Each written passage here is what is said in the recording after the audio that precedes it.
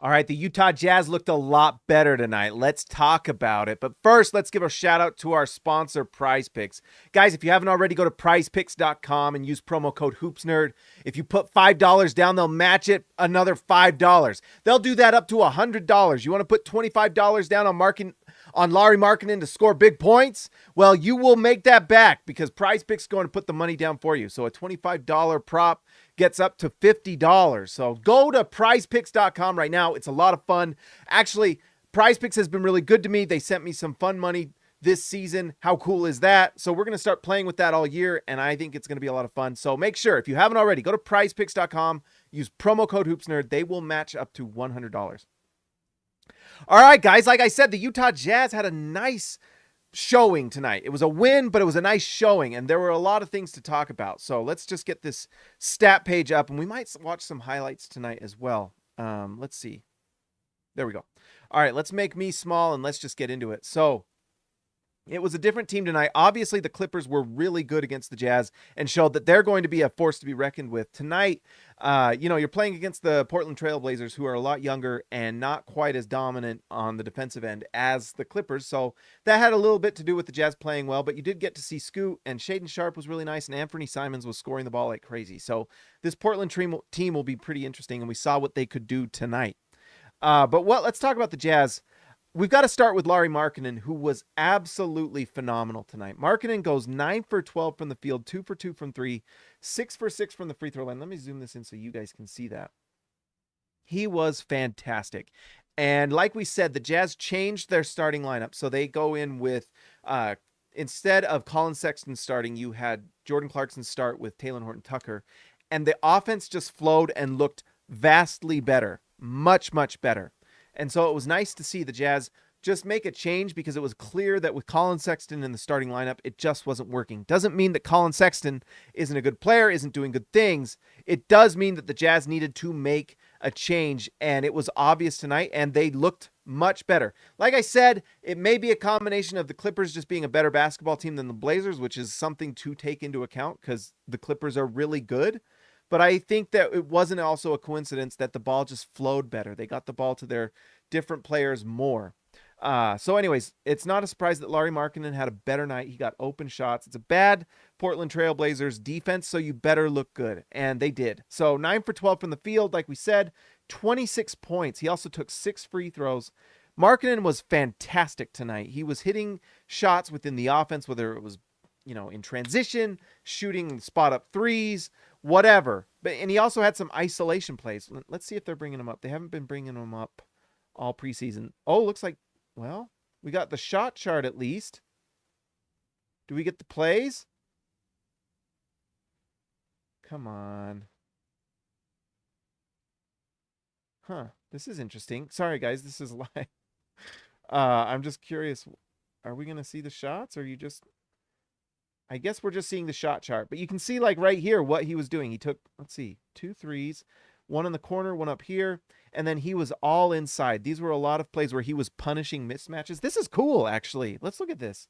So you can see right here, this is where he was getting the ball, and he's getting that within the offense. And some of these were him just punishing players inside, whether it was getting the ball and driving to the hoop or just in isolation. But that's interesting to see. What an efficient shot chart for Lauri Markkanen. If you want an efficiency diagram, this is it right here. That's pretty cool. We might do this with all the guys. I don't know.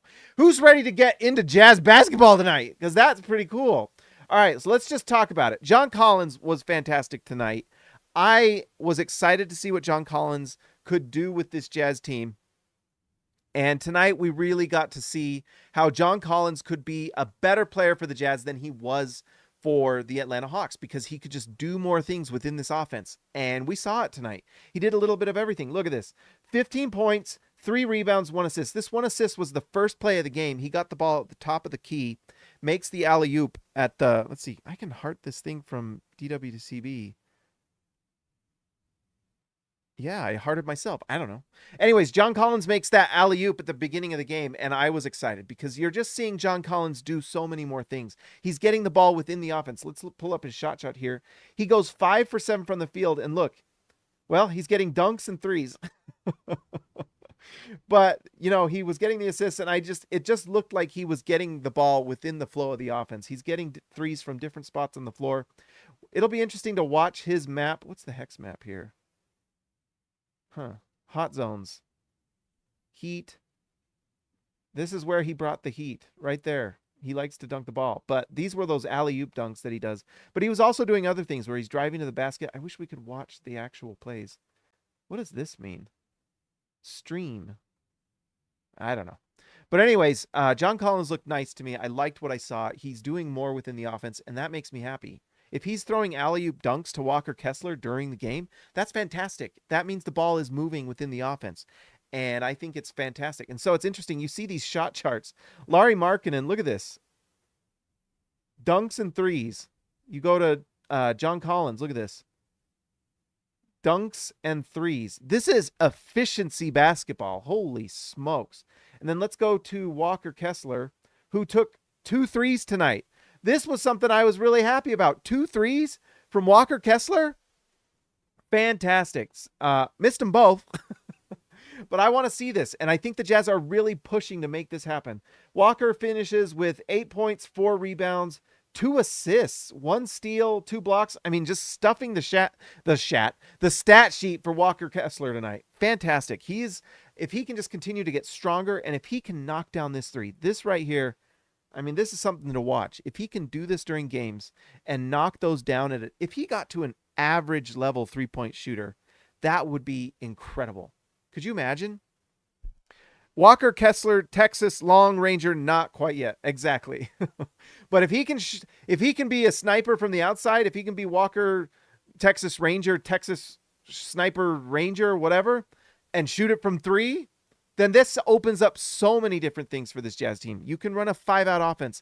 And if you've got someone like, any of these players on the Jazz, like Taylor Horton-Tucker, who can get to the rim, Colin Sexton gets to the rim, Chris Dunn can get to the rim, Ochai Agbaji, Keyonte George. It's such an athletic, fast team. And if you can have him shooting threes and get a 5-out offense going and they have to respect it, then all of a sudden things get crazy for this offense. Let's go to his shot chart. Bet you it's threes and dunks. Yep, look at this. Actually, this one right here was a fun shot. This was like a hook shot. That one hook shot, man, I wish we could watch these. They don't have the replays on here. That hook shot he made, this was that shot right there, was like a better hook shot in his short career than we ever saw from Rudy Gobert. I mean, it was just, this right here is exciting because even if, this is what you want to see. Can he knock these down consistently? Hopefully. I am going to be so excited if he can. Everyone should be if you're a Jazz fan. But this stuff right here where he's putting the ball in the basket, I mean, I don't even remember these misses. It feels like he makes everything. But when he's near the basket, he just knocks it down. And he'll need to. The other thing he needs to just improve on is just free throw shooting too, because he was not a good free throw shooter last year and needs to get better. But so far we've got 3 players, 0 mid-range shots. So that's pretty cool. Jordan Clarkson did have some mid-range shots, but he's good at it, so it's fine. Jordan Clarkson, like we said, started instead of Colin Sexton, and it looked so much better. Just so much better. Clarkson goes 4 for 7 from the field, 1 for 3 from 3. He had 6 assists. Look at all this assisting that's going on. Lots of assisting on this Jazz team, which is nice to see. So much different than games 1 and 2 where they just really struggled. Like I said, some of that was the Clippers, and you're going against Hall of Famers in Paul George and Kawhi Leonard.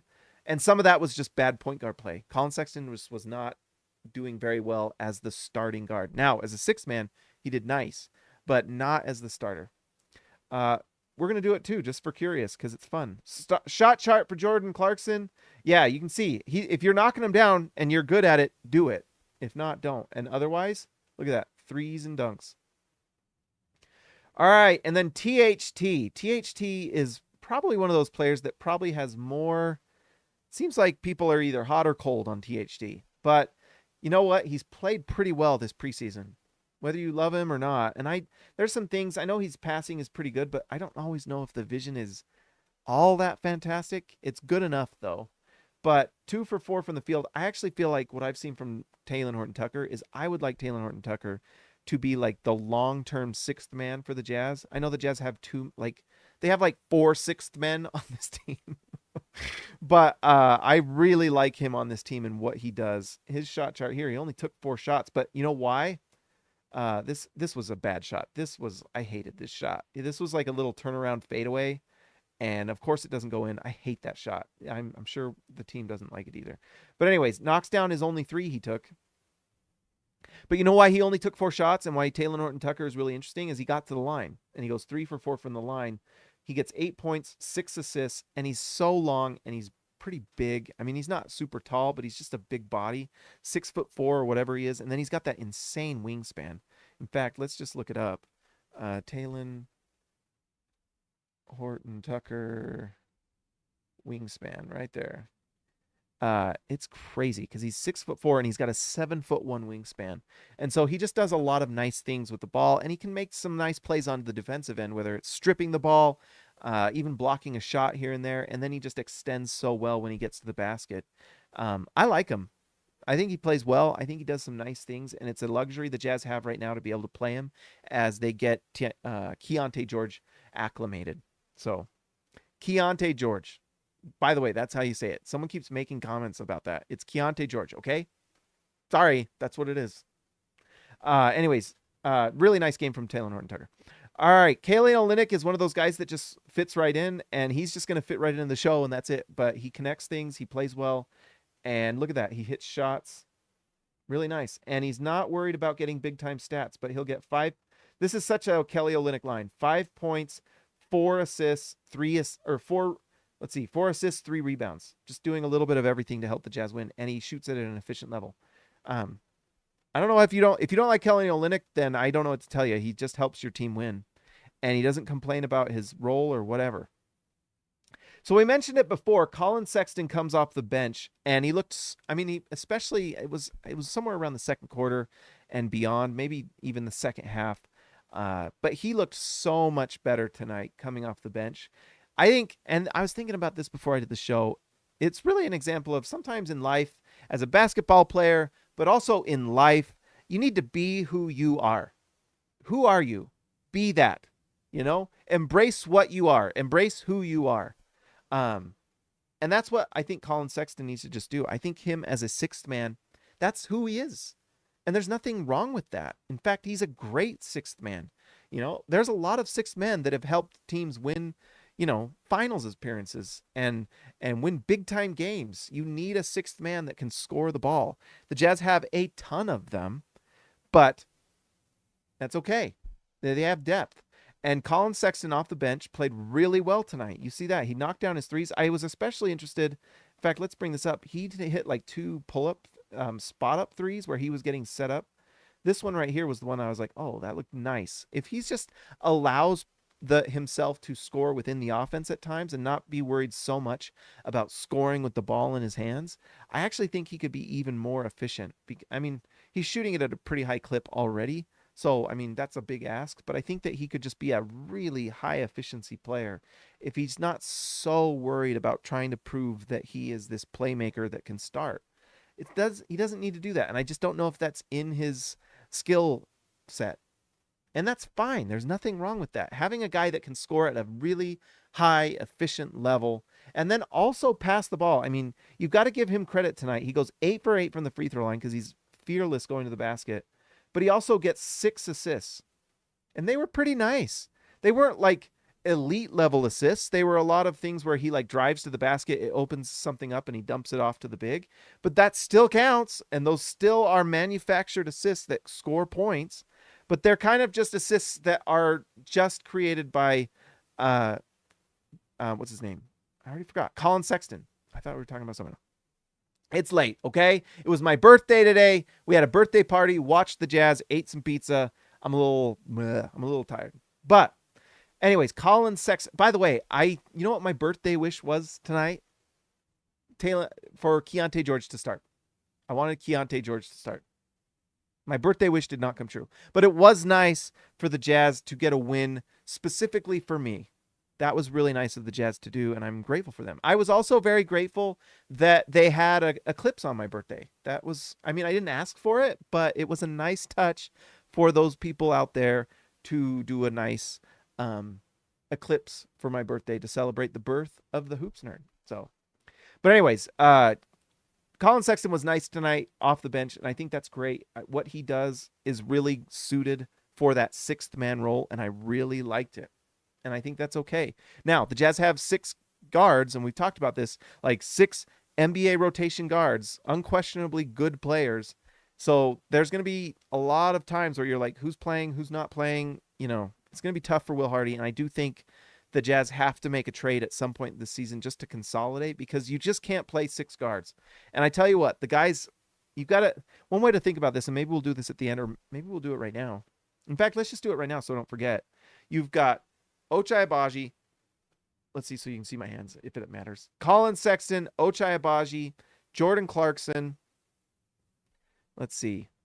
Keyonte George, Talen Horton-Tucker, and Chris Dunn. Those are the 6, right? Those are the 6 guards you have on this team. Whether you think they're shooting guards or point guards, Ochai is obviously a shooting guard, but he's still a guard. At some point, you've got to consolidate. And in my opinion, you've got to do it by, the rule of Sherlock Holmes. You've got to do it by deduction. Who would you most not want to get rid of first? For me? I mean, let me know in the comments. Of those 6 players, who would you least want to lose or trade or get rid of today? For me, it's Keyonte George, number 1. Number 1 is Keyonte George. After that, I think it's probably Ochai Agbaji right now. I mean, if his shot doesn't start falling more consistently, that changes. But I think Ochai Agbaji for me is number 2. And then DWCB, you mentioned Chris Dunn. Man, I think Chris Dunn might be my number 3 as well. Or at least number 3 for me, number 2 for you. But I think Chris Dunn is so good. I think he's so good. And I think him off the bench is awesome. And then I'd probably put Jordan Clarkson next, right? I mean, you could argue whether Jordan Clarkson and Chris Dunn, whichever. But, man, Chris Dunn has been so good for the Jazz. And I know it's preseason, but every single time he's on the floor, he's doing nice things. He's playing with the offense, and he knocked down a 3 tonight. Actually, speaking of Chris Dunn, look at this. I mean, for the preseason, I think he's only missed 1 shot the entire preseason. Look at this shot chart tonight. And this includes a 3-pointer. He made a corner 3. It's pretty freaking cool. We should be excited about a lot of things. One of them is Chris Dunn. I know there were things, the sky was falling a little bit the first 2 preseason games, but I think playing against Kawhi Leonard and Paul George is probably something that's going to be difficult for any team, especially a young team trying to figure out their pieces. You've got you got a new starter in John Collins. You have a new starting backcourt in Colin Sexton and THT. A lot of these players did not play together a lot last season, with players resting, hurt, tanking, all this different stuff going on. And so they're figuring it out. And so tonight looked a lot better. Really nice to see them just look more cohesive, and they just hit a lot of shots. The Jazz shot the lights out tonight. We've talked about Talen Horton-Tucker already. Chris Dunn, he's just so good. And then defensively, I just love his mentality. He's just awesome. If you don't like Chris Dunn, I don't know what to tell you, because he's just awesome. He does everything. He's everything you want in a player, especially as a coach. If you're coaching a team and you see what he does, the defense he does, how smart he is, how controlled, and he's just on everything is just what's not to love. We talked about Ochai Agbaji. He did hit 1 for 2 from 3, and the 3 he did hit was the corner 3. He is so good on that corner 3, but he's got to get better at this. This was actually his first 3 he made in all of preseason. He has missed every single 3 until tonight. So that corner 3 is his shot. It's fantastic. And the next step for him is just right here. We've seen so much development from him. I'm excited about what Ochai Agbaji is showing us, because he's showing a very nice complementary game to whoever has the ball, because he does a lot of good cutting. He can drive the ball now that we're seeing. He's got a lot of nice things to him. Does he have star upside? No, but he definitely has that kind of 3-and-D starting level rotation player type of game that is really nice there's so many teams that want that. Do you think that Cleveland kind of is sad that Ochai Agbaji is not on Cleveland and on the Jazz? They had to sign Max Strus, right? Because Ochai Okoro didn't really work out, and I thought Okoro was going to be really good, but they trade the Jazz Ochai Agbaji, and he is like, as much as it's crazy how good Walker Kessler and Ochai Agbaji have been for the Jazz. Those two players alone. Walker Kessler, obviously from Minnesota, but Ochai Agbaji would be perfect with this Cavaliers team because he's that 3-and-D wing that can hit threes. That's exactly what they want, and the Jazz have him. Don't underestimate the 3-and-D player that can defend and is athletic and knocks down threes. Those players are hard to find. And a guy like Ochai Agbaji that can also handle it a little bit, he moves the ball within the offense, that is not to be underestimated. That is not to be underappreciated. Okay? It's not. It's really nice. And once that three-point shot falls from the top of the three-point line, look out. This guy is going to be, maybe a little expensive to re-sign because that is just a it's a very valuable skill set. I don't know how else to say that. Okay, should we talk about the love affair I have with Keyonte George? I can't believe how good he is. I can't believe. Is it your birthday too, DWCB? Do we share a birthday? It's my birthday and I won't underappreciate it. Keyonte George is so good. Oh, I don't know what the hell that was. I love him. I think he's so. I can't believe how. I'm at a loss for words. I don't know.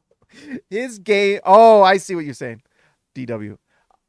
I honestly cannot believe how advanced his game is, guys. And yes, let me count the ways. You know what? Let's be honest. I am seeing more from him in this rookie campaign at this point in his rookie season than we're seeing from Donovan what we saw from Donovan. And Donovan Mitchell, let's see. Let's just go down this rabbit hole. Where did he go? He went to Louisville. So anyways, look at this. So here's some things to consider. We're seeing a more advanced game from Keyonte George than we saw from Donovan Mitchell in his rookie season. I mean, Donovan showed that he was just an elite scorer pretty quickly. His efficiency wasn't there, if you'll remember, from 2, except for when he went to the rim because he was such an incredible dunker. And if you remember, he wins the dunk contest and all that. But he was a good spot-up three-point shooter. But the pull-up three was where Donovan really struggled, if you recall. In fact, let's see. And I'm backing up these statements with facts, okay? I think Keyonte George is actually more advanced right now, where he's at right now, than Donovan Mitchell was with the Jazz. When you consider, one, he was a true freshman coming into the Jazz now. He's actually younger than Donovan was. And, yeah, so that means 1 year at Baylor, in which he did not even play that much. He was, injured half the season and playing out of position. Let's go to Donovan's. I hope this isn't playing sound. Is this playing sound? No. Shout out to Ice Spice. I'm sure it's a nice drink, but we're going to close that. All right. So anyways, his first season, he shoots 43% from the field. He shoots 34% from 3. Right now, Keyonte George is shooting better than that. And the assist level, 3.7. I mean, Keyonte George tonight just kind of fell into 4 assists. Right? The skill set is crazy.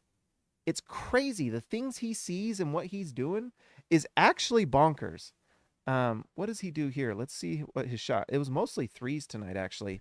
And they're in different ways. They're pull-up threes. This corner three was a spot up. But he can do so many nice things. And the thing that's similar to him and Donovan is that spot up three, that catch and shoot three, is like lights out good. Really good. And that's what made Donovan Mitchell so good in his rookie season, where people were saying, oh, he's a chucker and all these things. Well, actually, if you went and dove into it, his catch and shoot three was elite. He has been an elite catch and shoot three shooter, Donovan Mitchell, since like day one. Just fantastic. And Keyonte George is that. But what took time for Donovan Mitchell to improve on was that pull-up three. And you can see how it took a little time, 34, 36, and he got there, 38. He's right around there for the Jazz, 38%, high level. I think Keyonte George already is at this level. That's what's crazy. I mean, it's going to take him a little time, and it hasn't been falling in preseason like it did in Summer League. But my goodness, it's exciting to think about what he can do. And his passing, oh my goodness. I'm really excited. I honestly, and I'll back that up with, I'll go right about it on SLC Dunk. You can say what you want in the comments. By the way, go ahead and comment. Tell me if I'm crazy, but I'll back it up because what we're seeing is special stuff. I was talking on Twitter with a scout who I can't remember his name. Sorry, I'll forget. Whatever. Just talking about how he scouted him at Baylor. He lost so much weight after Baylor. He played out of position at Baylor, and he did not play very much at Baylor because he was injured. So this is all a little bit of a surprise to everyone. He loses the weight. He's faster than he was. He's more athletic. The passing is just incredible. At Baylor, he plays out of position. The coach has him playing like small forward. It would be like on this Jazz team if Will Hardy really wanted him to play, but he felt like he had to play, Jordan Clarkson too. He'd have, Keyonte George with the ball out of his hands and just not using his full skill set. The passing from Keyonte George is just so nice. And they're different types of assists than what we're seeing from Colin Sexton. I mean, there are assists where he's just moving within the offense. It's not just like him working really hard to set up assists, like driving to the hoop, grabbing that big man, and then making a quick little dump off to Walker Kessler. A lot of players can do that if they really want to, if they really try. He's doing things where he's setting up guys up on the three. He's hitting pick and roll plays. He's taller than I thought. That was the thing that scared me about him the most was how big is he? Because, some guys you think they're going to be bigger. That's what scared me about Okoro. I thought Isaac Okoro was going to be a lot bigger, and he turned out to be pretty small. And that's one thing that was like pretty jarring. You see Isaac Okoro, and you're like, man, that guy's not very big. Well, Keyonte George is pretty big. I mean, honestly, what's his height? You can tell I looked up his tattoo. I wanted to see what his tattoo looked like, okay? I thought it was cool. He has like a Roman centurion with sunglasses on. Oh, yeah. He's 6'4". He's bigger than you thought, okay? He's bigger than you thought. 6'4". He's long. He's athletic. It's great. And he has a really nice tattoo. You guys want to see it? I think it's a kind of amazing. It's this Roman centurion. Will this pull it up? But he's got sunglasses on. I like it. I think it's funny. I think it's cool. I like it. But anyways, I just really love everything about Keyonte George, including his tattoos. It's fantastic. But the passing, the shooting, he scores at all three levels. And the other thing that has me just absolutely over the moon, and yeah, maybe I'll get a tattoo of Keyonte George like right here, just right on my face. But what is so exciting is right here is the 6 for 6 from the free throw line. What's so exciting, and what is going to make him more of a star than really anything, and his scoring, is the fact that he gets to the free throw line at such a high level and he scores it at such a great clip. It's fantastic. Keyonte George, that would be pretty good. Actually, that would be the most meta thing ever. But anyways, Keyonte George going 6 for 6 from the free throw line. That was the thing in Summer League too. I mean, everyone talked about the scoring, the passing. It's the free throw shooting that's so exciting. That's what's getting you into that 30-point nights, where you're scoring 34 points in a game or whatever it is because you're going to the free throw line. And that's what creates the efficiency here. If he's not getting to the free throw line, this efficiency looks not as great. And that's what kind of separates him from Donovan Mitchell as well. The free throw shooting is just not super elite. Where was it? 3.8 per game. 3.8. It's not very high. And when you look at what Keyonte George, he just does casually 6.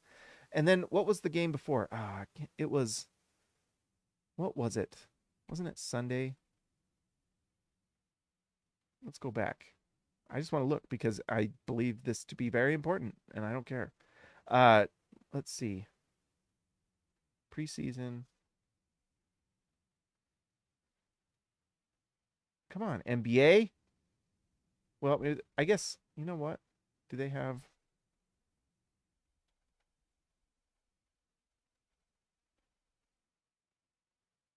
Let's see. No. Well, just take it for, oh, doggone it. Why aren't they showing it? No, don't hide preseason. No. There we go. All right. So Sunday, October 8th. There we go. So look, and maybe I'll be proven wrong right now, but what he did in Summer League, and go check out Summer League. Let's see here. Look at that. I love it when I'm blindly correct. All right? You know when you just think you're I knew it. Look at this. 6 free throws again in 24 minutes. Look at what Donovan Mitchell was doing in how many minutes per game? 33! 33! And Keyonte George in 24 is averaging 6 assists per game. Or not 6 assists, 6 free throw attempts per game. And he's knocking them down at an 80% clip. He goes 100% tonight, 5 for 6 on that night. That's pretty good. 6%. I did an article on this for SLC Dunk a few years ago, and I was just looking and just curious. If you're hitting 6, like, you know who hits like 6, 7 free throws a game? That's actually really elite. 7, you know who takes 7 free throw attempts per game? Kawhi Leonard. Those types of guys. Those are the types of guys getting to the free throw line this much. That talent and that ability. And what's interesting about this is Keyonte's 6'4". That's like, what makes me happy is that's like big enough. You know, you have to be a certain size. And that's like, he's hitting that size range you want him to be at the minimum. The fact that he gets to the free throw line at that size compared to like Kawhi Leonard, who's an absolute like just unit. I mean, honestly, guarding Kawhi Leonard has to be just one of the most unpleasant things I can imagine with how big he is, how strong and fast, and just how physically dominant he is. I mean, that's what makes an incredible player. It's why Jordan was unbelievable, just an absolute physical unit of just incredible godlike ability. But Keyonte George at this size, with his ability to snake to the basket, create contact, and then either score or get to the line, and just do it over and over and over again, is so impressive. This is what's going to make him so elite as a scorer. So elite. The shot wasn't falling this night, but guess what? He still got to the free throw line, so 10 points on 9 shots. So it's still an efficient, relatively efficient night with 5 assists. And that's the other night. So unbelievable. I honestly can't get over. What am I doing? Let's see. I'm going to go back to the homepage. But anyways, I am so over the moon about Keyonte George and what he can do. And I was hoping he would start sooner than later. I felt like he earned. I mean, he's honestly, the moral of the story for all this is play your best players. In the end, that's really, it's not that difficult with these, you know. Play your best players.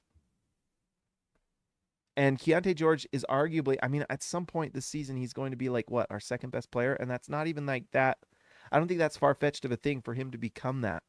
The upside for him, guys, is crazy. He's 19. He's 19 and doing this. It's crazy. It's crazy. You need to jump on the Keyonte George hype train. If you want to go get a rookie basketball card right now, go get a rookie Keyonte George. The value is, the stonks will rise. All right? The stonks are about to rise on Keyonte George. I'm telling you. I'm telling you. I'm telling you. And from things I've heard, he has been one of, I mean, honestly, one thing I heard, he's just been incredible in camp. Just incredible. Fantastic. He's going to be so good. I'm just 100% convinced. I'm more convinced now than ever. I don't have much to say. Yurtsevin is just such a good rebounder. You can just tell. It's really nice. Key himself, $2. Thank you, Key. Trade Bryce if you're not going to play him. I was hoping we'd see Bryce Sensabaugh tonight. That was a bummer. Good point, Key. Luka Samanic. Luka at home, not that great. Not much to say. And Simone, if there's one thing Simone likes to do, is shoot the ball. It just doesn't always go in that often. 1 for 5. He did go 1 for 3 from 3. He's a shooter that it doesn't always make a lot of shots. So I would rather see more Taylor Hendricks. And guess what? We saw them. They came into the exact. Can you tell they just cleared the bench when Will Hardy decided I'm done watching my other players? But anyways, Taylor Hendricks got 12 minutes tonight, and I was really glad because I wanted to see him. And it started off really slow. It really did. And I think there were a lot of people like, oh my gosh, what is this guy doing? Like, and there was like a timeout at one point. I can't remember exactly when. And you can tell that Will Hardy said something because Taylor Hendricks comes out and you could just see he was more aggressive. Who knows? Maybe it was Will Hardy. Maybe someone on the bench just said, hey, what are you doing? Try harder. You know, he's a number 9 pick. And it's not that he wasn't trying. I just think that sometimes these rookies, I think they get a little nervous and I don't think they want to, like, I don't know. Anyways, he goes in, he gets more aggressive, and he hit a big time 3 at the end of the game that helped win the game. And I know it's preseason, it doesn't matter, but that was an end of the game shot. And you can't help but feel some pressure to knock it down. And he did, you know, and he makes, let's see, he has the stat line. He has 7 points here. What is this? Yeah, 7 points. Pretty good. 3-pointer. And then he goes to the free throw line, takes 4 free throws. He had a few things where he just showed you tonight, like, oh, I can see it. You know, he had like a drive. He drove past Scoot Henderson at one point, who's a quick, good defender. And he just drove past him. He's one of those guys. I was thinking about it while I was watching him too. It was like, I think he looks slower than he actually is. He's got such long strides. I think you think, oh, his legs aren't moving that long, but he's covering so much ground that he might be actually quicker and covering more ground quicker than you realize. So it's maybe just kind of a, I don't know. That's something I might just kind of look at. Is he just one of those guys that looks slower than he actually is? But you know what I mean? Like, there's some guys that have such long legs and they run those, like, you know, like the NBA combine, or not the NBA, the NFL combine. And some guys, their legs don't seem to be going as fast, but they've got such long strides and they get like a 4.40 and you're like, well, I guess they're fast, you know? So he might be one of those types. But I think he's more athletic than we're even seen. And we've seen little tiny flashes, little sparkles in our rock there that can let you know that might be a geode if you crack it open and figure it out. But he just has little moments. He had a little defensive play last preseason game. He had that drive. He knocked down the 3. He has a chance to be a really nice, special player. Now, is he an all-star? I don't know, but I think he can be kind of an elite role player starter, you know, and we'll see. Never say never. Maybe he figures things out and becomes even better, but he's still super young. And I know people are quick to be like, why is he not playing? Well, he's behind John Collins, who's playing pretty freaking great. And right now, who are you playing if you're trying to win the game? Probably playing John Collins more, right? But Taylor Hendricks has a chance to be really nice, and I think the more minutes he gets, the better. Yes, he'll be going to the G League likely, and I know a lot of fans don't love to hear that, but it's okay. That's going to help him play, and it's just hard to get minutes when you're playing behind like 3 guys. You know, Markkanen sometimes plays the 4 as well, so it's just tough to get on the floor. You're not playing Hendricks over Markkanen. You're not playing Hendricks over John Collins. And right now, Kelly Olynyk is probably just a veteran, more ready player that's going to help you win games more than Hendricks right now. Doesn't mean that Hendricks doesn't become better and figure it out and, you know, kind of force the Jazz to either make a trade or force Will Hardy to just play him. But for now, that's why it's tough. He's got like 3 guys ahead of him. So I can understand why that's difficult. All right, guys, that's all I got. But let's give a shout out to the All-Stars tonight. Thank you for the chat tonight, guys. That was fun. I really appreciate it. Let's see. I already pulled this up. It learns. All right, let's see. All right, let's give a shout out to our All-Stars. Let's start off. Let's give a shout out to Ezekiel Isibe, the man from down under. Ryan, the legend, Perry. Jake C. Can, baby.